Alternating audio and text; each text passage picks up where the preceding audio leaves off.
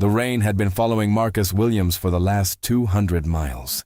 It started somewhere around Spartanburg. Just a drizzle at first, the kind that barely justifies turning the wipers on, the kind you ignore.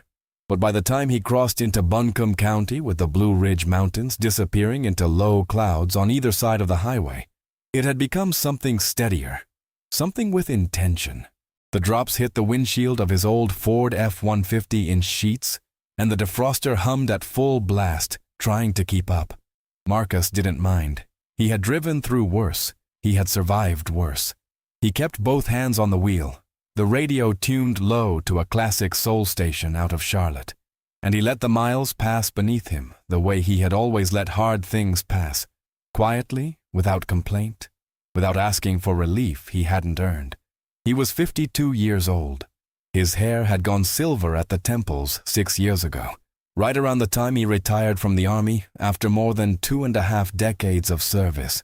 The hands gripping the steering wheel were large and steady, the knuckles slightly thickened from years of field work, equipment, cold mornings in places that didn't appear on maps civilians ever looked at. He wore dark jeans, a plain gray thermal beneath a canvas jacket, and a pair of boots that had been resoled twice. On the passenger seat sat a single military-issue rucksack, olive drab, worn at the straps, a small American flag patch sewn into the upper left corner. Not for show. It had been there since 2003. His phone, mounted on a dash clip, showed the hotel was 11 minutes away. The reason for the trip was the kind of thing that didn't need much explaining to anyone who had ever worn a uniform. His former unit, the 3rd Special Forces Group out of Fort Liberty, was holding a formal commemoration for the men they had lost in a particular operation 17 years ago. 4 names, 4 men. Marcus had known the way you only know men when your lives have been literally threaded together in darkness and pressure and terrain that wanted to kill you.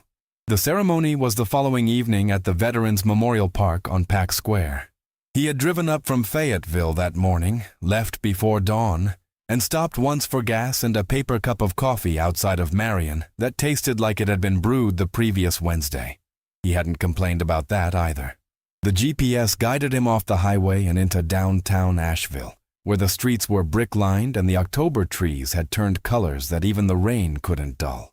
Amber and rust and a deep burgundy that looked almost unreal against the gray sky.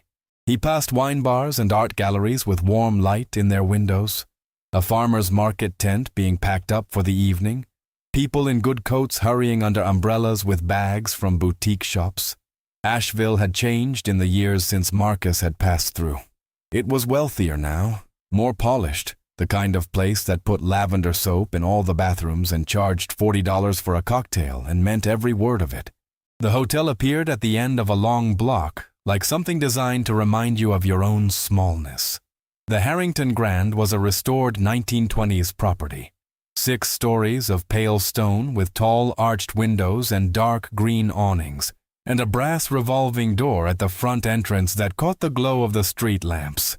A uniformed doorman stood beneath the canopy, and the lobby beyond the glass glowed amber and warm, the kind of light engineered to signal that you had arrived somewhere that cared about its atmosphere. A valet stand sat to the right of the entrance, though the attendant had retreated under the awning on account of the rain. Marcus pulled into the curved drop-off lane, cut the engine, and sat for a moment. He reached across to the rucksack, unzipped the top pocket, and drew out a folded paper.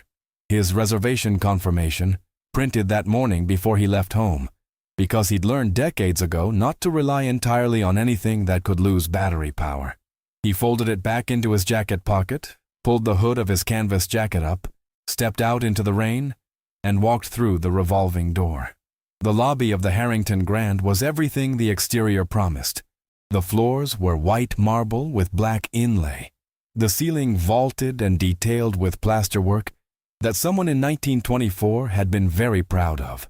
A grand staircase rose from the center of the room to a mezzanine level, lined with leather chairs and brass reading lamps. There were fresh flowers in large urns near the entrance, white and deep orange, professionally arranged, the petals still holding. A fireplace at the far end of the room was lit and surrounded by a cluster of people with glasses of wine. talking in the comfortable way of people who had money and no particular place they needed to be. A string quartet was setting up near the bar entrance. The smell of the place was cedar and something floral, and beneath it, the faint memory of old wood and the kind of history that gets polished rather than forgotten. Marcus walked to the front desk. There were two people working the reception, a young man of perhaps 27, blonde with a tailored vest over a white shirt, whose name tag read Tyler, and a woman behind the central desk who was clearly in charge of the counter. She was in her mid-30s, sharp-featured, in a blazer the deep blue of the hotel's brand color, hair pulled back with precision. Her name tag read Emily, Guest Services Manager. She was finishing a note in the computer when Marcus approached, and she looked up after a moment with the practiced neutrality of someone who had been trained to smile before they had been trained to see. The smile arrived. Then it hesitated. It was not a dramatic thing. It was not a sneer or a gasp or anything that a security camera would have caught clearly as a specific expression. It was a flicker, a brief recalibration behind the eyes. The kind of thing that happens fast enough that people who do it can always claim later that it never happened at all. But Marcus had been reading human beings in high-pressure situations for 26 years. He had been trained in threat assessment and behavioral analysis. He noticed it the way you notice a change in wind direction when you've spent enough time outdoors. He said nothing. He simply stepped up to the counter, set his rucksack on the floor beside him, and reached into his jacket pocket. "Good evening," he said. His voice was low and even, the kind of voice that didn't need volume to carry weight. "Marcus Williams. I have a reservation." He placed a printed confirmation on the desk. Emily looked at it. Then she looked at him, at the canvas jacket, at the worn boots, at the military rucksack on the floor beside his feet. She looked back at the paper. Then she turned to her computer and began typing. "One moment," she said. Tyler, at the second workstation, was helping a couple check in with their rolling luggage and their matching Barber coats, and Marcus waited with the patience of a man who had spent whole weeks waiting for things far more consequential than a hotel room. Emily typed. She clicked. She typed again. She pursed her lips in the faint performance of someone encountering an unexpected obstacle. "I'm sorry," she said, and her voice was the voice of a person who is not sorry. "I'm not finding your reservation in our system." Marcus said nothing for a beat. Then he nodded at the paper on the desk. "That's my confirmation number. It was booked 3 weeks ago through the hotel website. Prepaid." Emily looked at the number, typed, clicked. Her expression didn't change. "I see the number here, but there appears to be a system issue with some of our advance bookings. I'm afraid there's nothing I can pull up that's currently valid." "A system issue," Marcus repeated. "Yes, it happens sometimes with third-party confirmations. I do apologize." She did not sound like she apologized. She sounded like someone reading an apology from a card they had not written. "It wasn't a third-party booking," Marcus said quietly. "I booked directly through your website. I have the confirmation email on my phone as well, if that helps." Emily folded her hands on the counter. "Sir, even if we could locate the booking, I do need to let you know that we're experiencing very high occupancy this evening due to a corporate event in the ballroom. We may not have the room available in the configuration you requested." "I requested a standard room." A pause. "Yes. Well?" She glanced at Tyler, who was now watching with the expression of someone who very badly wanted to be somewhere else. "I would need to check with our reservations team, and that process can take some time this late in the evening." "It's 7:15. Marcus said. "Yes," she said. "Late in the evening for our reservations team." Marcus pulled out his phone, opened the email, and turned the screen toward her. The booking reference, the dates, the room type, the prepaid confirmation, and the hotel's own logo were all clearly visible. Emily leaned forward and looked at it with the careful attention of someone looking at a document they intended not to be helped by. "I see," she said. And then she turned back to her computer and said nothing more for almost a full minute. That was when Marcus heard the revolving door behind him and turned briefly to see a man in his early 50s, business casual, chinos, a quarter zip, loafers, the easy bearing of someone comfortable in expensive rooms, walk in from the rain, shake off his coat, and approached the second desk, where Tyler had just finished with the barber coat couple. "Hey there," the man said to Tyler. Cheerful, easy. "I know it's late. Any chance you've got a room for tonight? I don't have a reservation, just in from Charlotte, and the place I was supposed to stay had a pipe issue." Tyler glanced sideways at Emily, who had looked up at the new arrival. The glance lasted less than 2 seconds. Emily gave the smallest possible nod. Tyler turned back to the man. "Let me see what we've got for you, sir. Shouldn't be a problem." Marcus turned back to face Emily. She had gone back to looking at her screen, and her screen was apparently now showing her something enormously interesting. He said, evenly, "You told me you were at high occupancy." Emily looked up. "I'm sorry?" "You told me the hotel was at high occupancy, that you might not have a room in the configuration I requested." She met his eyes for a moment. Then she said, "That gentleman is inquiring about a different room type. He doesn't have a reservation at all," Marcus said. "I have a confirmed, prepaid reservation." The lobby was not entirely quiet, but it had quieted in the way that rooms do when people sense that something is happening, that they should not be watching but cannot help watching. The couple near the fireplace had stilled. A woman in a caramel-colored wool coat who had been waiting on one of the lobby sofas had looked up from her phone. A family of 4 near the staircase, a man, a woman, and 2 college-age people who were clearly their daughters, had gone still in a way that meant they were listening carefully. Emily's composure had not broken. It was the kind of composure trained for this exact moment. The moment when someone you have decided is the wrong kind of guest begins to push back in a way that is entirely reasonable and entirely inconvenient. "Sir?" she said, and her voice had acquired a new texture now, a professional cooling that was several degrees lower than it had been. "I understand your frustration, but I am telling you that we have a system issue affecting a number of advance bookings this evening, and I am doing everything I can to—" "My name is Marcus Williams," he said again, calmly, the way you repeat something when you want it to be heard correctly. "I am a retired United States Army sergeant, and I drove 8 hours today to attend a ceremony honoring fallen soldiers. I have a confirmed reservation at this hotel. I have the confirmation number. I have the email. I have the prepaid charge on my card. I am not asking for anything special. I am asking for the room I already paid for." Emily opened her mouth. She closed it. She opened it again. "I'm going to need to contact our general manager," she said finally. "Please do," Marcus said. She reached for the phone on the desk and dialed an extension. She turned slightly away, lowering her voice, and Marcus could not hear what she said. When she hung up, she turned back to him. "It will be a few minutes," she said. "I'll wait," Marcus said. He stepped back from the counter and stood to one side, and he stood the way he had learned to stand in situations that required patience. Straight-backed, hands loose at his sides, face even, not aggressive, not defeated, simply present, simply prepared to outlast whatever was being decided about him on the other side of a counter by someone who had already decided it before he opened his mouth.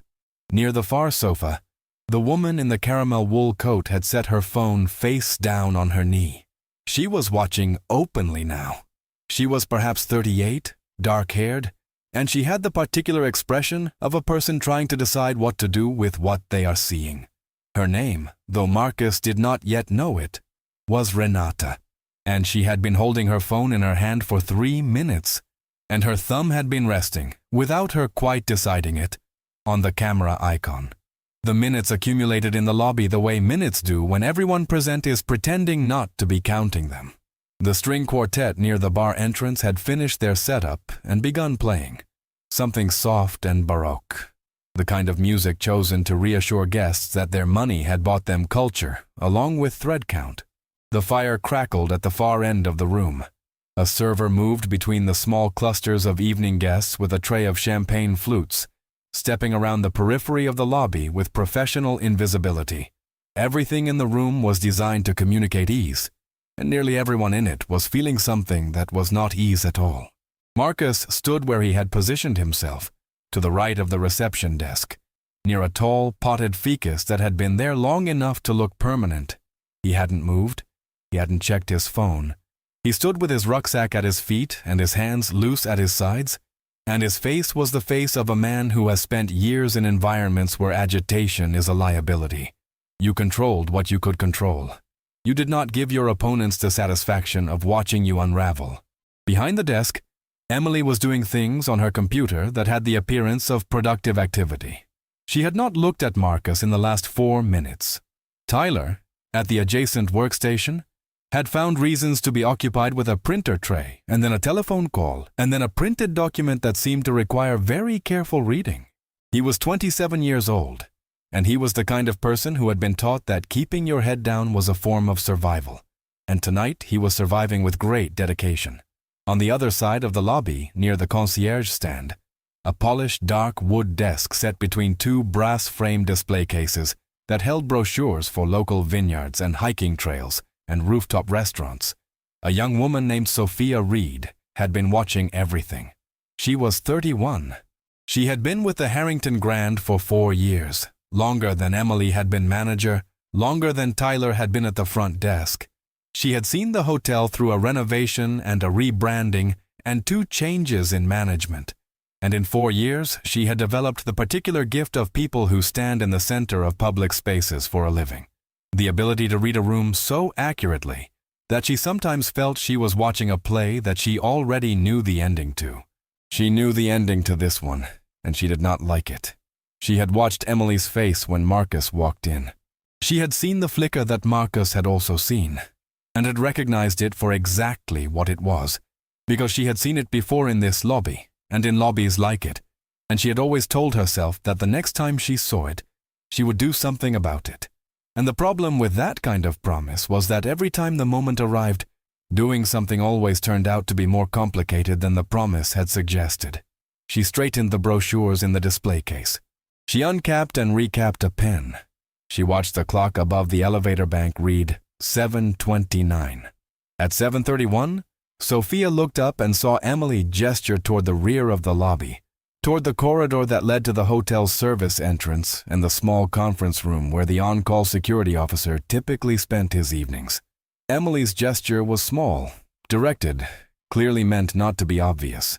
It was directed at a broad-shouldered man in a dark blazer who was stationed near the elevator bank, the hotel's overnight security officer, a man named Grant who was 35 and who had the bearing of someone who had once had a more serious job and was now paid to be a presence rather than a force. Grant noticed Emily's gesture and began moving, slowly, toward Marcus. Sophia's hand tightened on the pen. Grant came to rest a few feet from Marcus, and his positioning was the positioning of a man who was trying to be obvious without being confrontational, close enough to communicate, far enough to deny intent. Marcus glanced at him once, assessed him, said nothing, returned his gaze to the middle distance with the easy steadiness of someone who had been assessed far more seriously by people with far more authority, and had not blinked. Emily approached from the desk. "Sir," she said, and her voice had taken on yet another register, the voice of someone delivering a decision that had already been made above their station, which was, Marcus had now concluded, a fiction she had invented for herself. "I've spoken with our duty manager, and I'm afraid that given the system issues affecting your booking and our current occupancy situation, we're not able to accommodate you this evening. I can provide you with the contact information for several other properties in the area that may be able to assist." Marcus looked at her. He took a breath. The slow kind. The kind he had learned to take before speaking in situations that required precision. "You have a man at the other desk," he said, "who checked in 15 minutes ago without any reservation. He got a room immediately. I have a prepaid confirmed reservation with a booking reference and a confirmation email. And you are telling me you cannot accommodate me." Emily's expression did not break, but something behind it shifted. The slight tightening that happens when a person knows they are on record and does not know yet how large the record will be. "Sir, the circumstances of other guests' bookings are not something I'm able to discuss with you." "I'm not asking you to discuss his circumstances," Marcus said. "I'm asking you to explain mine." Behind him, the lobby had gone quiet enough that the string quartet's Baroque piece, delicate, unaware, continuing its appointed business, seemed very loud. The woman in the caramel coat had her phone up now. She was not hiding it. At the concierge desk, Sophia Reed had stopped moving entirely. Emily straightened and said, "Sir, I'm going to have to ask you to lower your voice." "I haven't raised it," Marcus said. This was true. His voice had not changed in volume or in tone since he had walked through the door. It was the same low, even register it had always been, controlled, exact, without menace and without apology. It was, if anything, the most controlled voice in the room. But Emily's instruction had not been about volume. They both knew that. Grant had shifted another step closer. Marcus turned and looked at Grant directly. Not with aggression, not with panic, with the plain, direct attention of a man who has evaluated more physically consequential situations than a hotel lobby, and who knows with complete certainty that he has done absolutely nothing wrong. Then he turned back to Emily, and he said quietly, so that anyone in the lobby who was listening, and at this point everyone in the lobby was listening, could hear him clearly, "I am a retired United States Army sergeant. I served 26 years. I deployed to 3 combat theaters. I lost men I loved in service to this country." He paused, not for effect, but in the way that people pause when they are measuring their words against something real. "After everything this country asked of me, and everything I gave it, is this how you treat a veteran?" The lobby was silent. The string quartet was playing. The fire was burning. The champagne was on its tray, and the lobby was silent. The family near the staircase, the father, the mother, the 2 college-age daughters, were not moving. The father had his hand on his wife's arm. One of the daughters had her phone out. The couple near the fireplace had turned completely away from the fire. Emily said nothing. Grant did not move. And in that silence, something shifted in the room that was larger than what any one person in it had expected to be part of tonight. Sophia Reed set down her pen, walked away from the concierge desk, and passed through the lobby toward the manager's office in the back corridor.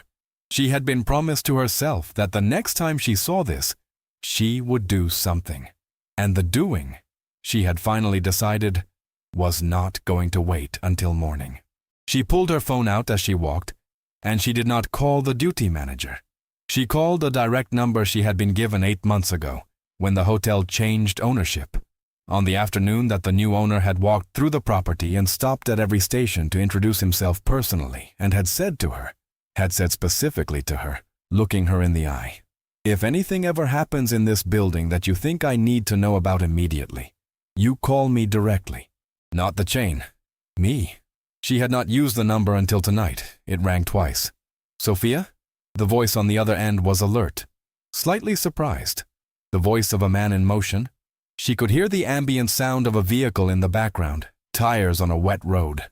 "What's going on?" "Mr. Harrington," she said, keeping her voice low and level. "You need to come to the lobby right now." Daniel Harrington was 11 minutes from the hotel when the call came. He was in the back seat of a black car service sedan, returning from a 2-day business conference in Charlotte. The kind of event that produced 3 genuinely useful conversations out of 40 hours of scheduled programming. His suit jacket was folded on the seat beside him. His laptop was open to a spreadsheet he hadn't touched in an hour, and his phone was showing him the hotel's security camera feed in a small tiled grid on one corner of the screen, which was something he did sometimes in the evenings when he was traveling, the same way some people glanced at their home camera to make sure the front porch light was on. He had been watching the feed for 8 minutes before Sophia called. He had watched Marcus Williams walk in from the rain, had watched him approach the desk, had watched Emily Carter's face in the upper right camera, the one angled to cover the reception desk from the mezzanine, and had watched what happened behind Emily's eyes in the first 2 seconds of that interaction, and had understood it with a clarity that turned his stomach. He had watched the next 15 minutes of the feed with the spreadsheet forgotten, and his focus entirely on what was unfolding in his lobby. By the time Sophia's call arrived, he had already leaned forward and told the driver to take the most direct route to the hotel. "I know," he said into the phone before Sophia had finished her second sentence. "I'm watching. I'll be there in 10 minutes. Don't let him leave." He ended the call and put the phone face up on his knee and watched the feed. He watched Grant move into position near Marcus. He watched Emily's posture, that particular kind of professional rigidity that people adopt when they have committed to a course of action and are too invested in it to turn back. He watched Marcus stand in the middle of his lobby, in front of the fireplace, in front of the guests, in front of the cameras that Emily had clearly forgotten were recording in real time to a server that Daniel Harrington personally reviewed every week. And he watched this man's extraordinary stillness. 26 years in the Army, 3 deployments, men lost in service. Daniel Harrington was 61 years old. His father, Robert Harrington, had served in Vietnam with the 101st Airborne. He had come home in 1971 with a Bronze Star and a left knee that never worked properly again, and a silence about certain things that lasted the rest of his life. Daniel had grown up with that service as a fixed point, the thing that explained his father's stillness in hard moments, his refusal to be impressed by people who had not been tested, his patient and absolute contempt for anyone who confused status with character. The hotel had been in Daniel's family for 30 years. His parents had bought it when it was a failing mid-tier property and had spent a decade rebuilding it into something worth keeping, and Daniel had grown up sweeping its floors and folding its napkins and learning the weight of the work that went into every corner of a place that tried to make people feel welcome. He had taken it over 12 years ago. He had spent those 12 years adding floors, adding a restaurant, adding a spa, raising the property to a standard that required more from the people who worked in it than most of them had been asked for before. He had also spent those 12 years saying, in every staff meeting and every onboarding session and every performance review, the same thing in different variations. This hotel serves everyone who walks through that door with a reservation, regardless of what they look like or where they come from or what they're wearing. Because the moment we start making those judgments, we have failed at the only thing that actually matters in this business. He had said it so many times that he had perhaps convinced himself it didn't need to be said anymore. The car pulled onto the hotel's street. Through the rain on the windshield, he could see the green awnings of the Harrington Grand, lit amber from below, the brass door turning its slow revolutions. He was out of the car before it had fully stopped, his jacket over his arm, the rain hitting his shoulders. He came through the revolving door. The lobby was not loud. It was doing its best impression of a normal Tuesday evening in a well-appointed hotel. But it was the kind of not loud that has texture to it. That means people are paying careful attention to something and pretending they aren't. The string quartet was playing. The server was making another pass with the champagne. And near the center of the lobby, between the reception desk and the fireplace, a man with a military rucksack at his feet was standing with his hands loose at his sides, and Grant was positioned several feet away from him, and Emily Carter was at the desk doing something on her computer with the focused attention of a person who does not want to be looked at. Daniel came through the lobby. He did not walk quickly. He did not shout. He had learned from his father and from 30 years in this business that the most powerful entries are the quiet ones. When people notice you've arrived not because you announced yourself, but because the energy in the room adjusts. Marcus turned when Daniel was 6 feet away, assessing the new presence with the automatic attention of a man trained to assess. Daniel extended his hand. "Mr. Williams," he said, "my name is Daniel Harrington. I own this hotel. I am very sorry to have kept you waiting." Marcus looked at him for a moment. Then he shook his hand. "How do you know my name?" "I've been watching the camera feed for the last 10 minutes, Daniel said simply, "and I saw enough to understand that you've been treated in a way that is completely unacceptable, and that I am personally ashamed of." Emily had turned from her computer. Her face had done something complicated. Daniel looked at her, and then he said, in the voice of a man who has made decisions before and is making one now, "Emily, I need you to step away from the desk. I'll speak with you in a moment." Emily's composure held for 3 more seconds. Then it cracked around the edges. Not a collapse, but the first visible fracture in something that had been built too quickly and out of the wrong material. "Mr.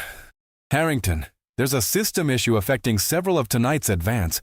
"There is no system issue," Daniel said. He had pulled out his own phone, opened the hotel's reservation management app, and was looking at the screen. "Marcus Williams, reservation confirmed. Room 418, prepaid. It's right here. It has been right here this entire time." He set the phone on the counter and turned it so Emily could see the screen. There is no system issue. The lobby breathed. Renata, the woman in the caramel coat, who had been recording on her phone for 11 minutes, lowered it slightly, but did not put it away. The father near the staircase exhaled through his nose. Tyler, at the second workstation, had gone very still in the way of someone who has decided that the best thing they can possibly do right now is become part of the furniture. Emily said, "Mr. Harrington, I was simply trying to—" "I know what you were trying to do," Daniel said, and his voice was not raised. It did not need to be. It had the quiet authority of a man who has been building something for 30 years and is watching it be damaged by someone he trusted to protect it. And I know exactly what it looked like, and I know exactly what it was. He turned back to Marcus. "Mr. Williams, would you come with me, please? I'd like to personally check you into your room and discuss how we can begin to make this right." Marcus looked at him for a long moment. There was something in his expression that was not quite trust. Trust was not something you extended in a lobby after what had just happened, but it was something, an assessment, a reading of the person in front of him, the way he had spent a career reading people in conditions that made this lobby look like a vacation. "All right," Marcus said. He picked up his rucksack and followed Daniel Harrington toward the elevator. Behind them, the lobby exhaled, and Emily Carter stood at her desk, and for the first time in the evening, she had no performance prepared for what came next. Room 418 was a standard room at the Harrington Grand, in the same way that a well-tailored suit is a standard piece of clothing. Technically accurate, but missing the point. The room overlooked the rear courtyard and the beginning of the mountain ridge beyond, though in the rain and the dark, you could only sense the mountains rather than see them. A presence beyond the glass, rather than a view. The bed had a headboard of dark walnut and a mattress that had been chosen by someone who took that decision seriously. The bathroom was marble and chrome and smelled of cedar and eucalyptus. A writing desk sat near the window with a leather blotter and a lamp that threw warm, specific light. There was a small bar cart stocked with glasses and a bottle of Willet bourbon and a card that said, in the hotel's script font, "Welcome to the Harrington Grand." Daniel had personally entered the room ahead of Marcus and turned on every light, and when Marcus came through the door and set his rucksack on the luggage bench at the end of the bed, Daniel said, "This isn't the room you booked." Marcus turned. "Your reservation was for a standard queen. I've moved you to this room, a suite, at no additional charge, and I am refunding the original booking entirely. You will not owe us anything for your stay." Marcus looked at the room. Then he looked at Daniel. "That's not necessary." "It is very necessary," Daniel said. "From where I'm standing, it's the bare minimum." There was a moment of quiet between them, the particular quiet of two men in their 50s, who have both spent enough time in difficult circumstances to know that some moments don't require words immediately, that the rush to fill silence can be its own kind of dishonesty. Marcus put his hands in the pockets of his canvas jacket. "The ceremony is tomorrow evening," he said. "I'd planned to get cleaned up, get some rest. That's all I needed." "I understand." Daniel paused. "Would you allow me to buy you dinner? The restaurant downstairs. I'd like to sit down with you if you're willing. Not as a formality, as an actual conversation." Marcus considered. "You don't have to do that." "I know I don't," Daniel said. "That's why I'm asking." Another pause.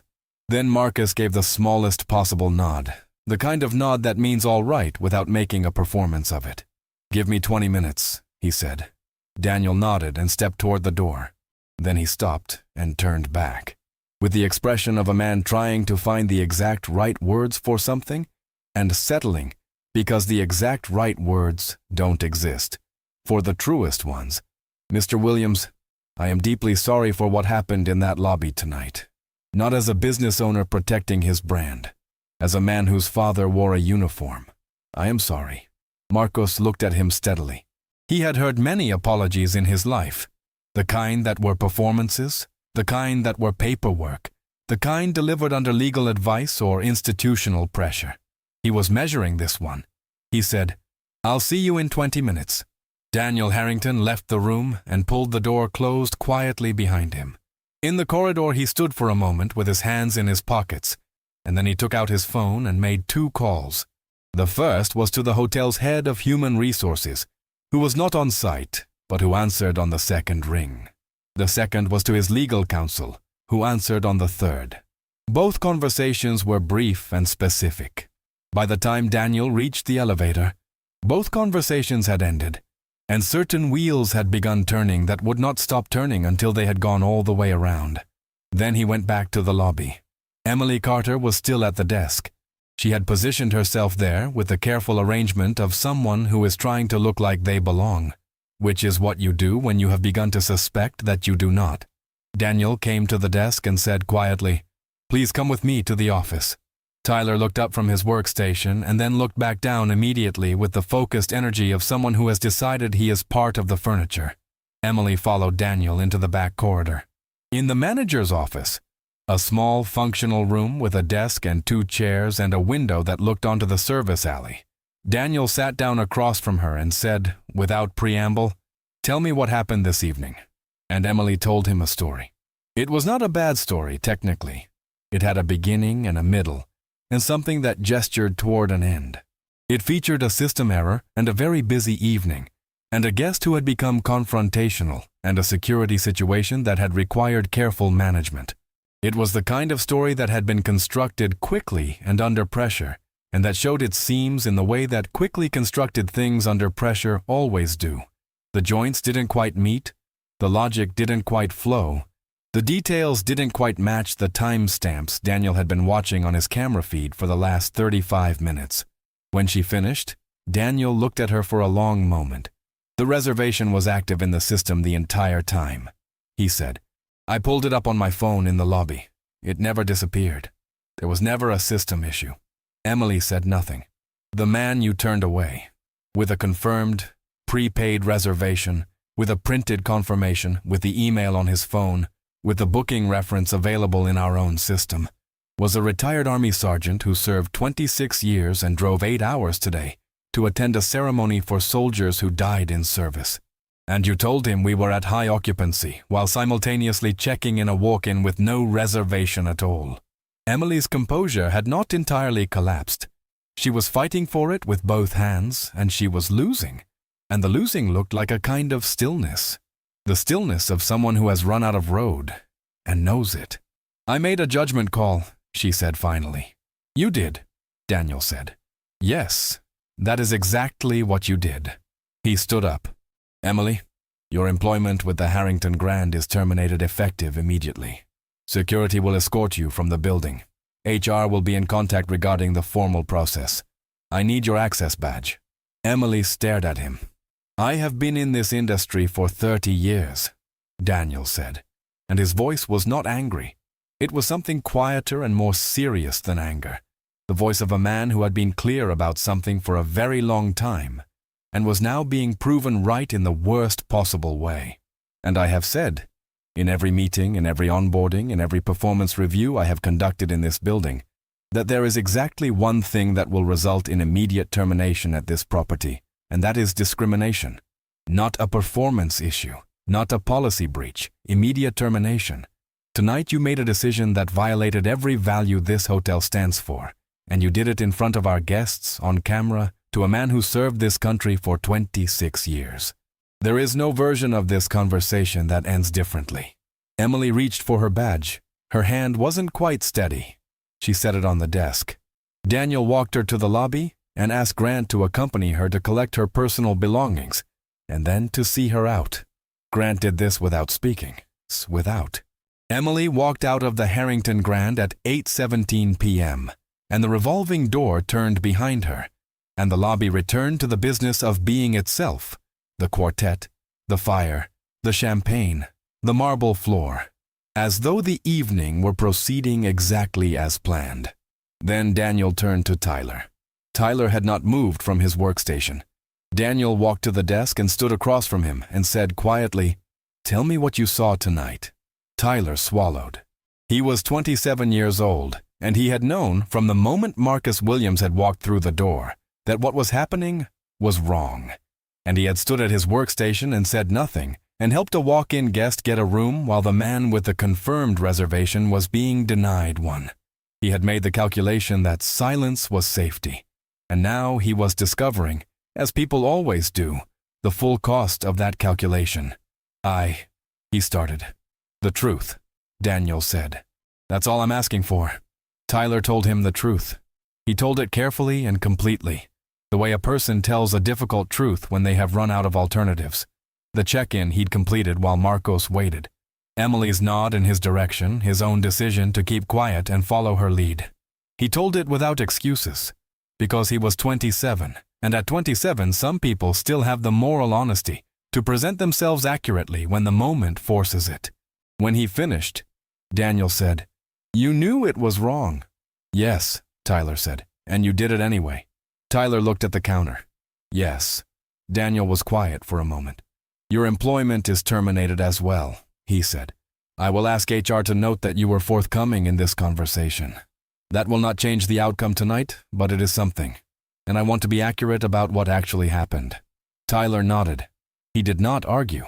He took off his vest and his name badge and put them on the desk, and he walked toward the corridor to collect his things.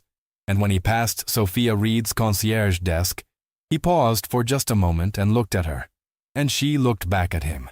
And nothing passed between them that required words. The Harrington Grand's restaurant was called Ridgeline, and it occupied the entire east side of the ground floor. A long room with a low ceiling of exposed timber, pendant lights in amber glass, tables set with linen and candles, and the kind of silverware that has actual weight. The back wall was floor-to-ceiling windows that, in daylight, looked out over the mountain ridgeline for which the room was named. Tonight, in the rain, those windows reflected the warm interior back at itself, turning the restaurant into something doubled and luminous. A room that contained its own echo. Marcus had changed into a collared shirt, dark navy, neatly pressed, the kind he carried for occasions he knew mattered. He had also shaved and brushed back his hair, and when he walked into the restaurant at 8:45, he looked exactly like what he was. A man who carried himself with the specific dignity of someone who has never needed a room to tell him who he was. Daniel was already at the table, a corner booth, slightly away from the main floor, the kind of table that allowed conversation without performance. He was in the same clothes he'd arrived in, his jacket over the back of the chair, a glass of water in front of him. He stood when Marcus approached. They shook hands again, and this time the handshake was different. Not the apologetic handshake of the lobby, but something more level, the handshake of two men beginning a conversation on equal ground. They sat. A server named Andre came and greeted them and described the evening's menu, and both men ordered without deliberation. Marcus the braised short rib with sweet potato and collard greens, Daniel the grilled mountain trout with roasted root vegetables, and a glass of the local Pinot Noir. Marcus asked for water and a coffee when it was available. Andre nodded and left without fuss. For a moment, the two men sat with the quiet of the restaurant around them. Then Daniel said, "The ceremony tomorrow? What was his name?" "The man you're honoring?" Marcus looked up. "All four of them, but the one I knew longest. His name was Calvin Price, Staff Sergeant, from Lawrence, South Carolina." He picked up his water glass and turned it once. A small, deliberate movement. He had a daughter who was 3 years old when he died. She's 20 years old now. She'll be at the ceremony. Daniel was quiet for a moment. "What happened?" "He died doing his job," Marcus said simply. "In a situation that was complicated and that required someone to make a decision fast. And Calvin made it, and it was the right decision, and it cost him his life. That's most of what being a soldier is. Making the right decision in the worst possible moment. And sometimes the cost is everything." Daniel listened without speaking, the way people do when they understand that silence is its own form of attention. "My father served," Daniel said after a moment. "Vietnam, 101st Airborne." Marcus nodded. "I know that kind of service." He never talked about it much. He came home in 71, Bronze Star. His knee never healed properly. Daniel looked at his water glass. He used to say that the hardest part wasn't what happened over there. The hardest part was coming home and discovering that some people's respect was conditional. Marcus looked at him. He was right about that. Something in the room between them settled. Not a wall coming down, because there had not exactly been a wall, but something that had been formal becoming less so, the way a conversation does when the people in it recognize that they are in contact with something real. "I want to ask you something," Daniel said, "and I want you to know that you owe me no answer." Marcus nodded. "When you were standing in that lobby tonight, and you knew exactly what was happening to you, what were you thinking?" Marcus considered the question with the full weight it deserved. He was quiet long enough that Andre returned with the coffee and refilled the water glasses and withdrew again. Then Marcus said, "I was thinking about the first time it happened." He picked up the coffee. "I was 19. I'd just finished basic training. I was on a weekend pass in a town outside Fort Bragg, and I walked into a diner in my uniform, and the man at the counter told me there'd be a wait. I sat down, and I waited. 45 minutes. Other people came in and were seated immediately. I waited. When I went back to the counter to ask about the wait, the man told me they'd run out of what I wanted. The diner had a full menu board. Nothing was crossed off. He set the coffee down. I was 19, and I was in uniform, and I had just committed my life to serving this country. And I walked out of that diner, and I sat in my car for a while, and I thought, I have two choices. I can carry this as a weight that breaks me, or I can carry it as a knowledge that makes me harder to break." Daniel listened.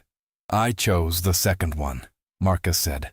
"I chose it every time after that. Every time someone made a decision about me in the first 10 seconds based on what they saw before they had any reason to. Every lobby, every airport, every government office. Every time someone called security before I said a single word." He looked at Daniel. "You spend enough years in that position. You develop a particular kind of stillness, not because you don't feel it, but because you've learned that the feeling is yours. You don't hand it to them." Daniel Harrington sat across the table from Marcus Williams, and he was quiet for a long time. Then he said, "My father would have had a great deal to say to you." "He sounds like a man worth talking to," Marcus said. "He died in 2019, Daniel said. But yes, he was worth every conversation. The food arrived and they ate, and the conversation moved the way conversations do between people who have found unexpected common ground. Not a straight line, but a meandering one, touching on the army and small business and the particular difficulty of running an institution that is supposed to represent something, and the even more particular difficulty of being responsible for the people who represent it for you when you're not in the room." They talked about Asheville.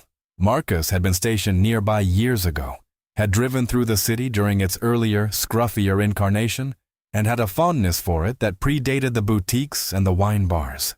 They talked about the Veterans Housing Initiative Marcus had been volunteering with since his retirement, driving donated goods to transitional housing facilities 3 weekends a month, an operation he had expanded from 1 county to 4 with no funding and no staff, on the principle that if you saw a need and had the capacity to address it, addressing it was simply the next right thing to do.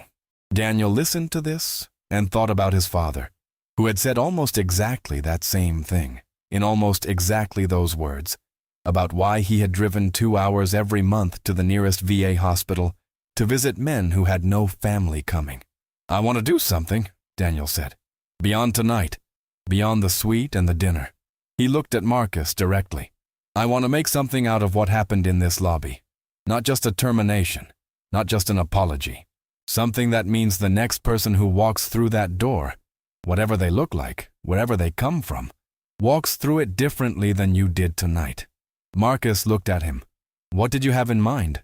"A formal anti-discrimination training program," Daniel said.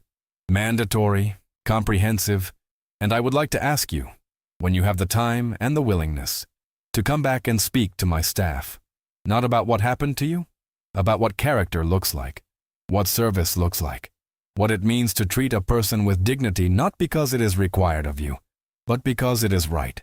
Marcus was quiet for a moment. Then he said, "You really are your father's son." Daniel looked at him. "He would have done exactly that," Marcus said. "The men I respected most in 26 years, they were always the ones who responded to failure by building something better, not by burying it. They stayed at the table until well past 10. The restaurant had largely emptied by the time they stood and shook hands again. And this third handshake was different from both of the previous ones. Not apologetic, not level ground, but something warmer and less formal. The handshake of men who have recognized each other. "Get some rest," Daniel said. "You have a ceremony to attend tomorrow." "I will," Marcus said. And then, after a moment, "Mr. Harrington." "Daniel." "Daniel." Marcus picked up the check from the table. Daniel reached for it. Marcus held it easily out of reach with the steady authority of a man who knows exactly how to hold a line. "I've got this one." Daniel looked at him, and then he smiled. A real smile. The first one of the evening. The kind that arrives when something has surprised you in a way you didn't know you needed. "Good night, Marcus." "Good night." By 9 o'clock the following morning, the lobby of the Harrington Grand had generated its first outside inquiry. The call came through the general reservations line and was taken by a woman named Patricia, who had been with the hotel for 11 years and managed the reservations desk with a calm that nothing in her professional experience had yet managed to fully disturb.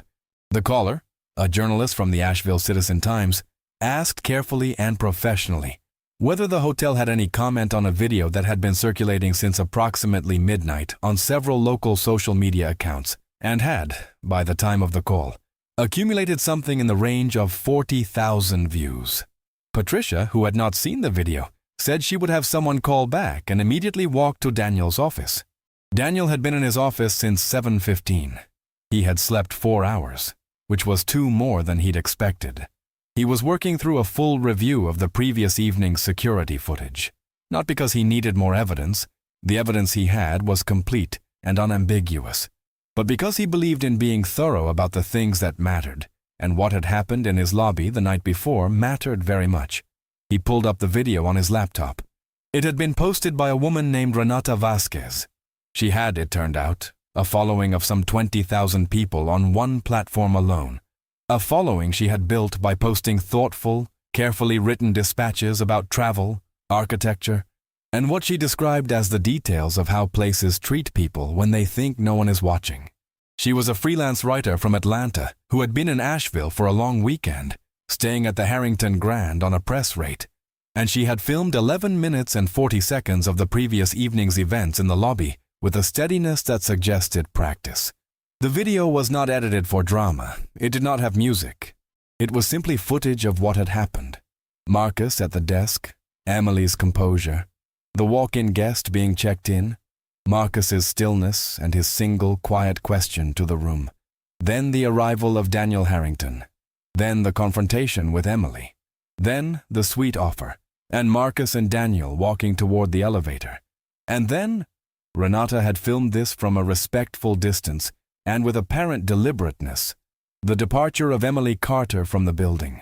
The caption she had written was 4 sentences long.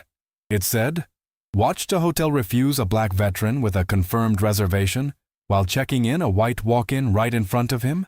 Then the owner walked in, watched the security footage, fired the staff responsible, and personally apologized. This happened last night at the Harrington Grand in Asheville, NC. There are still people who understand that accountability is not optional." Daniel watched the video twice. Then he called his communications director, a woman named Janet who worked remotely from Durham, and who had, he had found over 3 years of partnership, the rare ability to move fast without making things worse. "I've seen it," Janet said before he spoke. "Good. What do we do?" "We respond," she said without hesitation. "Publicly, directly, without corporate language. You've already done the right thing. The video shows that. Now we say clearly what happened, what we did, and what we're committed to doing. No hedging, no. We take these matters seriously. Plain English. Can you draft something? Give me 40 minutes. Daniel set the phone down. He looked at his laptop screen, at the frozen final frame of the video, which happened to be the shot of him and Marcus walking toward the elevator. He had not known she was filming. The genuineness of the image was in the body language. No performance, no awareness of the camera, just 2 men walking in the direction of something better than what the evening had started with. He thought about what Marcus had said the previous evening. "The men I respected most were always the ones who responded to failure by building something better. He opened his email and began composing a message to his full staff. The ceremony at Veterans Memorial Park on Pack Square began at 5 in the afternoon. The rain from the night before had cleared by mid-morning, leaving Asheville the way a good rain always leaves a city. Rinsed and brightened, the brick streets dark with moisture, the trees dripping the last of the night's water, the sky the particular clean blue that appears only in October in the mountains of western North Carolina. Pack Square filled early. There were perhaps 200 people by 4:30. Veterans in uniform and in plain clothes, family members of the fallen, city officials, members of the community who had simply come because they believed these ceremonies deserved witnesses. A platform had been erected at the north end of the square with a podium, 4 framed photographs, 4 American flags, and 4 folded tributes beneath the photographs. Chairs had been set up in rows, but most people chose to stand. A military band from the 3rd Special Forces Group was positioned to one side. Marcus arrived in his dress uniform. He had not worn it in some time. It fit the way things fit when they were made for a particular version of you that has not entirely changed. The shoulders exactly right. The medals and decorations arranged with the precision he had learned as a private and never unlearned. He carried his cover in his hand as he crossed the square, and people around him registered the uniform the way people register dress uniforms, with a particular kind of attention, the kind that comes from understanding that the decorations on it represent things that cannot be purchased. He found his place near the platform and stood with the other members of the original unit who had come, 8 of them, ranging from 30 to 60, people he recognized from another life, people whose faces carried the particular aging that happens to everyone, but that had in their cases been shaped by specific kinds of pressure. They shook hands. They embraced in the brief, firm way that people embrace when they share a language that doesn't require extended expression. They did not say much. There wasn't much that needed to be said. The ceremony began at 5. The addresses were brief and precise, the way military addresses tend to be. No excess, no performance, just the facts of lives lived with commitment and ended in service. Each name was read aloud. Each flag was formally presented. The band played, and the music moved across the square in the October air, and there was no one present who was not affected by it in some way, because that is what music in that particular context does. It reaches past the defenses that ordinary life requires and touches something that doesn't have armor on it. Calvin Price's name was the 3rd one read. His daughter, Amara, 20 years old, tall, with her father's bearing already beginning to show in the way she held herself, came forward to receive the folded flag and the citation. Marcus watched her cross the platform and accept the flag from the presenting officer, and he watched her hold it the way her mother had likely taught her to hold it, with both arms carefully against her chest, and he felt the familiar weight of that moment, the particular heaviness of honoring people by remembering what their absence has cost. Afterward, in the gathering light, Amara found Marcus at the edge of the square. She knew who he was. Her mother had told her about him years ago, the sergeant who had served alongside her father, who had written the letter after Calvin died, who had shown up at their house in Lawrence 6 months later just to sit with them and share stories, and be present in the way that presence can sometimes be the only thing that genuinely helps. "Sergeant Williams," she said. He turned. She had her father's eyes. Marcus had not been prepared for that. "Amara," he said. They stood in the cooling October afternoon, 2 people connected by a loss that was larger than either of them, and they talked for 20 minutes about her father, about what he had been like in the field, about the specific laugh he had that Marcus described as the kind of laugh that makes everyone in earshot want to laugh too, and about the scholarship she was pursuing, and about the direction her life was pointing, and about the things her father would have said about it. When they parted, Amara hugged him, and Marcus held the hug for a moment longer than he might have for anyone else, because Amara Price was 20 years old, and carrying the weight of a flag and the absence of a father, and there are some things you owe the living. He walked back to the hotel in the dusk, the dress uniform catching the last light, the city moving around him at its ordinary pace. In his pocket was a message from Daniel Harrington. sent 2 hours before, that said, "The statement is up. The training program announcement is up. Your invitation to speak, whenever you're ready, stands. The suite is yours, as long as you want it.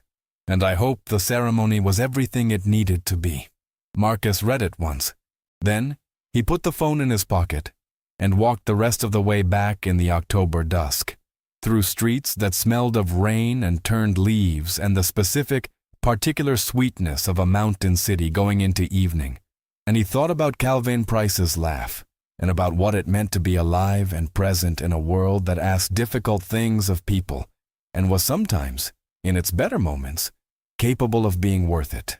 The video that Renata Vasquez had posted reached 400,000 views by Thursday morning, 2 days after the incident. It had moved, the way things move now, through the capillaries of the internet in the specific pattern of content that contains genuine stakes. First through the local and regional accounts that picked it up from Renata's original post, then through travel and hospitality industry feeds whose audiences found the employer accountability angle professionally compelling, then through veterans community networks where the responses were less measured and rather more direct, and then, by Wednesday afternoon, through a broader news cycle that had been looking, as it always is, for a story that had both clarity and consequence. The Asheville Citizen-Times ran a piece on Wednesday. The Charlotte Observer followed. By Thursday, the story had been picked up by 3 national outlets and a veterans advocacy publication with a readership of over 2 million.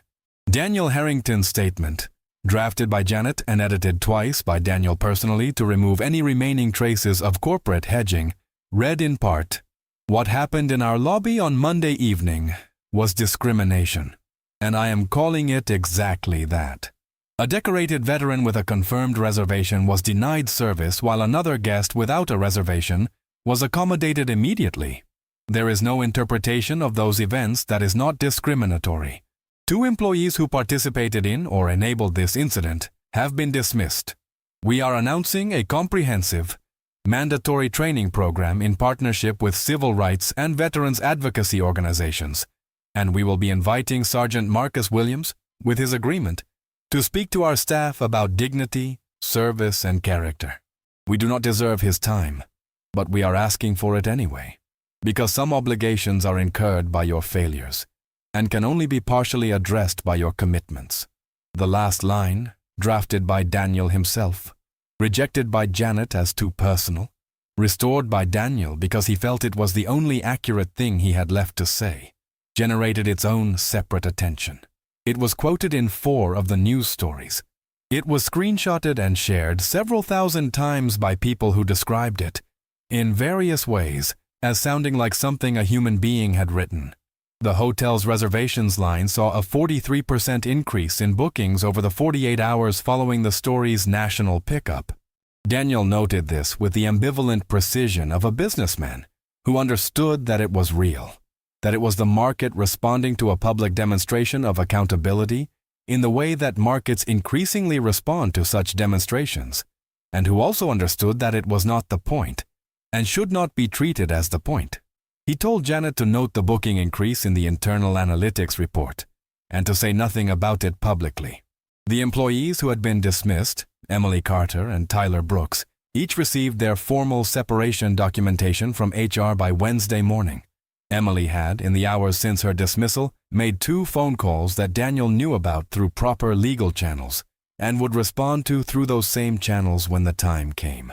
Tyler had called no one, as far as Daniel was aware, and had returned his employee ID and his locker contents on Tuesday afternoon without incident. The security officer, Grant, remained employed. His role the previous evening had been peripheral. He had moved to Emily's gesture, but he had not physically removed Marcus, had not spoken to him aggressively, and when Daniel had reviewed the full footage, it was clear that Grant had been operating on a chain of authority that placed Emily above him, and that he had interpreted her gesture as a legitimate management instruction rather than a discriminatory one. Daniel had had a direct conversation with him. Grant had been pale and quiet throughout it. He was still employed, and he was enrolled before anyone else in the building, in the first session of the new training program. Sophia Reed received a formal commendation, documented and placed in her personnel file, citing courage and integrity in a situation of professional difficulty. She had also, on Wednesday morning, been offered and accepted the role of interim assistant general manager, while Daniel conducted a proper search for a replacement for the general manager position, a search he intended to conduct with rather more intentionality about values than the previous one. She had accepted the role by saying, "I won't stop telling you when something's wrong." Daniel had said, "That's exactly why I'm asking you." He had meant it. He had a long career of meaning things, he said, which was part of why, when he didn't mean something, people noticed. On Thursday afternoon, Marcus called. He had been planning to drive back to Fayetteville that morning, but had found himself, after breakfast in the Ridgeline restaurant, walking through Asheville's downtown with no particular destination, through the River Arts District, where studios and galleries occupied former industrial buildings along the French Broad River, where artists worked in view of the public, and the October light came through repurposed warehouse windows in long, slanted rays. He had stopped in 3 galleries and a ceramic studio, and a printmaking shop, and he had bought a small ceramic bowl, handmade, irregular, the color of river clay, that he thought his sister in Raleigh would like. He was sitting on a bench in a small park off Lexington Avenue, the bowl wrapped in tissue paper on his knee, when he called Daniel. "I've been thinking about your offer," Marcus said. "Take as long as you need," Daniel said. "I've taken enough time. I'll do it." A pause. "Thank you." "Don't thank me yet. I don't do soft speeches." A beat of quiet. "I'm going to tell them the truth about what it costs to be treated the way I was treated in that lobby, and about what it costs, over time, over a career, over a life, to be the kind of person who does the treating. I'm going to tell them what service actually means, and what it looks like when people in positions of authority choose convenience over conscience, and I'm going to ask them to decide, for themselves, who they want to be." Daniel was quiet for a moment. "That's exactly what they need to hear." "One condition," Marcus said. "Name it." "Amara Price speaks first." Daniel paused. "Calvin's daughter? She's 20 years old, and she already understands what her father's service cost and what it meant. She doesn't need me to explain the stakes to your staff. She is the stakes. She walks in, and she tells them who her father was and what he gave. And then I walk in, and I tell them what happened on Monday night. And then they can decide if they're the kind of people who deserve to work in a place that tries to honor what men like Calvin Price gave." Daniel Harrington sat in his office in the Harrington Grand and was quiet for several seconds. Then he said, "When can we schedule it?" "Next month," Marcus said. "I need to ask Amara first." "Of course. I'll call you." "Lana?" He ended the call and sat for a moment with the ceramic bowl on his knee and the October sun on the park, and 2 pigeons on the ground nearby who were conducting their own specific and unhurried business, and the French Broad River audible somewhere below the ridge, and the mountains beyond the city, present in the way that mountains are always present when you live near them, large and old and indifferent to the daily accumulation of human events in a way that is either humbling or comforting, depending on what you need from it. Marcus Williams, retired sergeant, needed both. He wrapped the bowl more carefully in its tissue paper, stood up from the bench, and walked back toward the hotel. The training session was held on the 3rd Saturday of November, in the Harrington Grand's main meeting room, a space on the 2nd floor that could hold 60 people comfortably and had been configured with chairs in a loose arc rather than rows, because Daniel had decided after discussing it with Marcus that rows suggested a lecture, and what this was supposed to be was something else. Every employee of the Harrington Grand attended. Front desk staff, concierge, restaurant team, kitchen staff, housekeeping, maintenance, security. Every person whose work made the building function was in that room on a Saturday morning, on full pay, with no mandatory overtime applied and no negative scheduling consequence for their attendance. Daniel had made that clear in the all-staff communication. This was not a punishment. It was a responsibility. He stood at the front of the room as the last chairs filled, and he said, "Before we begin, I want to say something directly. What happened in this lobby 3 weeks ago was a failure. It was a failure of judgment and character by people who worked here. And it was a failure of mine. A failure to build a culture so clearly rooted in these values that what happened simply couldn't happen. Both things are true, and I intend to own both of them. The room was quiet. You're going to hear from 2 people this morning who have earned the right to be heard. I am asking you to listen not as employees at a mandatory training session, but as human beings who have the capacity to decide what kind of people you want to be. He stepped aside. Amara Price walked to the front of the room. She was in a plain blue blazer over a white shirt, and she carried a single sheet of paper that she set on the podium and did not look at. She was 20 years old, and she had her father's bearing. And she looked out at the room of 60 people with the steady attention of someone who has already navigated something larger than this. She said, "My father's name was Calvin Price. He was a staff sergeant in the United States Army. He was from Lawrence, South Carolina, and he had a laugh that people in his unit still describe to me when I meet them. He died 17 years ago in service to this country, doing his job correctly, and it cost him everything." She paused. He served in a country where, when he drove home on leave, there were still restaurants he knew not to stop at, and hotels he knew not to try. He knew this not because someone told him, but because he had learned it the same way black men in this country learn most things, through experience, through the accumulation of moments in which the world made clear, in ways large and small, that certain doors opened differently for him than for other people. The room held very still. "He served anyway," Amara said. "He served because he believed, and he told me this. My mother told me he said this, that you cannot wait for a country to be everything it should be before you give it what it needs. You give it what it needs, and you hold it to its promise at the same time. Both things, together." She picked up the paper. She did not look at it. She put it back down. What happened to Sergeant Williams in this lobby 3 weeks ago is not a distant or abstract injustice. It is the continuation of a pattern that cost my father his dignity on American roads and in American towns while he was simultaneously being asked to give his life for those same roads and those same towns. And I am telling you this not to make you feel guilty. I am telling you this because I think most of you are decent people who, if you understood what is actually at stake when you look at a person and decide in 2 seconds what they deserve, I think you would choose differently. She thanked them and stepped back. The room was quiet in a way that rooms are rarely quiet.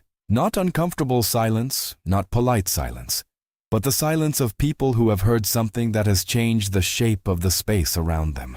Marcus walked to the front. He was not in his dress uniform. He was in dark slacks and a collared shirt and the canvas jacket, and he stood at the front of the room with his hands loose at his sides, and he looked at the people in front of him, and he began. He told them what it felt like to walk into a lobby after 8 hours of driving and to watch a person's face change in the first 2 seconds. He did not tell it angrily. He told it with the precise, even attention of someone describing a landscape they know thoroughly. Every feature, every gradient, every shadow. He told them what it had cost him, not in this lobby alone, but in total, over a life. The ongoing tax of navigating spaces that had not decided yet whether they wanted him. The energy spent managing reactions that most people in most rooms were never asked to manage. The specific discipline of remaining calm when you were not being treated as a full person, because you had learned that composure was the only tool that could not be taken from you. He told them about Calvin Price. He told them about the others. He told them what service meant when you did it knowing that the country you were serving had not yet fully resolved what it thought of you, and why you served anyway, because the alternative was to surrender the promise of the thing rather than hold it accountable to itself. Then he stopped. He looked at the room. "I am not here to tell you that you are bad people," he said. "I don't believe most of you are. I am here to tell you that good intentions are not sufficient. Good intentions without attention, without the discipline of actually watching yourself, actually examining what you do in the first 2 seconds of looking at a person. Good intentions without that produce exactly what happened in this lobby 3 weeks ago." He let that sit. "I am going to ask you one question.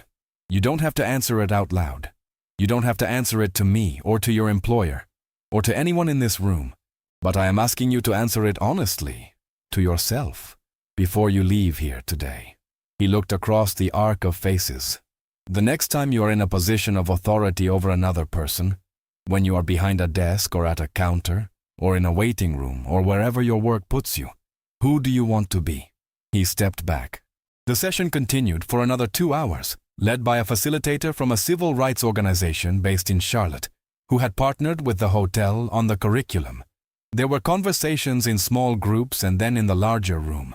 There was discomfort, which was necessary. There was honesty, which was harder. There were people who said things that were imperfect and who were met with patience rather than condemnation, because the point was not to perform the correct answer, but to actually move toward it. Sophia Reed sat in the second row and did not say much, but what she said, when she said it, was precise and worth hearing. Grant, the security officer, sat in the back row and was one of the first people to speak in the small group portion. What he said was not polished, but it was real. He had done what he was told, and he had known something was wrong, and he had done it anyway, and he did not intend to be that person again. The room received this without fanfare, which was the right reception for it. At the end of the session, Daniel stood and thanked everyone for their time and their honesty. He said that this would not be the last conversation of its kind. He said that the training program was ongoing and would be updated annually, and would include new staff as part of their onboarding from this point forward. He said that the hotel's formal partnership with the Veterans Advocacy Organization and the Civil Rights Organization would continue and would include both programming and hiring commitments. He said, "What we do from here matters more than what happened 3 weeks ago. We cannot undo it, but we can decide, starting today, what kind of place this is going to be." After the room had cleared and the chairs were being rearranged by the events team, Marcus found Daniel near the window. They stood side by side for a moment, looking out at the November Asheville skyline. The mountains in the distance, dusted now with the first pale color of early snow on the upper ridges. The city below them the way cities look from above, intricate and ongoing and indifferent to its own daily drama. "Well," Daniel said. "Well," Marcus said. "How do you feel?" Marcus thought about it. He thought about it the way he thought about all questions that deserved an honest answer, with care, with the patience to find the true thing rather than the convenient one. "I feel like something happened here," he said finally. "I don't know yet what it adds up to, but something happened." Daniel nodded. "That's as much as anyone can honestly say." "Your father would have sat in the front row," Marcus said. Daniel looked at him. "He would have sat in the front row," Marcus said again, quietly. "And afterward he would have shaken hands with Amara Price, and he would not have said anything, because some things don't require saying. He would have just stood there for a moment, and that would have been enough." Daniel Harrington looked out the window at the mountains and the November sky, and something in his face moved that was not sadness and was not pride, and was maybe something that doesn't have a clean name, the feeling of a man whose father is dead and whose father is present anyway, is present in the values that were handed down and in the decisions made from them, in the lobby of a hotel on a rainy Monday night, when a man with a rucksack and a confirmed reservation walked through a revolving door and changed the direction of something. "Thank you," Daniel said. Not to Marcus specifically, to the room, or to the mountains, or to something larger than either of them. Marcus put on his canvas jacket. He picked up his rucksack. "I've got a drive ahead of me," he said. "Drive safe," Daniel said. They shook hands one final time. And this handshake, the fourth one, the last one, was none of the things the others had been. It was not apologetic, not level ground, not warm, not formal. It was simply the handshake of two men who had found each other in a difficult moment and had, together, done something with it. Marcus walked through the meeting room door, down the corridor, through the lobby, across the white marble floor with the black inlay, past the fireplace that was lit again, past the concierge desk where Sophia was speaking quietly with a guest, past the front desk where two new staff members were working under the supervision of a senior employee Daniel had promoted, past the potted ficus that had been there long enough to look permanent, and through the revolving brass door, and out into the Manos November morning. The air was cold and clean, the kind of cold that carries the smell of wood smoke and coming winter, and the long, particular silence of the mountains preparing for snow. He stood on the sidewalk for a moment, his rucksack on his shoulder, and looked up at the sky. Then he walked to his truck, put the rucksack on the passenger seat, started the engine, and pulled out into the street. On the dashboard, his phone showed the route to Fayetteville. 4 hours and 20 minutes in clear weather, longer if the mountain roads were icing. He turned south, away from the hotel and toward the highway, and the city of Asheville passed around him and then behind him, and the mountains closed in on both sides as he climbed out of the valley, their ridgelines the color of iron and winter, and then opened again as he crested the first pass and began the long descent toward the Piedmont. He drove with both hands on the wheel. The radio was off. He drove in the particular quiet of a man who has been through something and is still inside it, and knows that the full shape of it won't be visible for a while yet, but who has enough experience with significant things to know that this was one of them. He had walked into a building where he was not wanted, and had, by staying exactly who he was, changed something in it. He had sat across a table from a man whose father's service mirrored his own, and had found, in the space between their losses and their commitments, something that he did not yet have a word for, but that he recognized as real. He had stood in front of 60 people and told the truth, and Amara Price had stood in front of them first, and told a truth that was harder than his, and the room had been quiet in the way that rooms are quiet when something has entered them that was not there before. The highway opened in front of him. The mountains fell away in the rear-view mirror. Marcus Williams drove south, into the ordinary ongoing world, carrying what he had always carried, the weight of what he had given and the knowledge of what it was worth. And the morning moved around him the way mornings do, indifferent and continuous, and, for those with the discipline and the patience to see it clearly, quietly magnificent. The true measure of a person has never been found in the first 2 seconds of looking at them. It lives in what they have done when no one was watching, in what they gave when it cost them something real, and in the dignity they carry through doors that were not built for them. That kind of measure does not show on the outside. You have to be paying attention, genuine, patient, honest attention, to see it at all.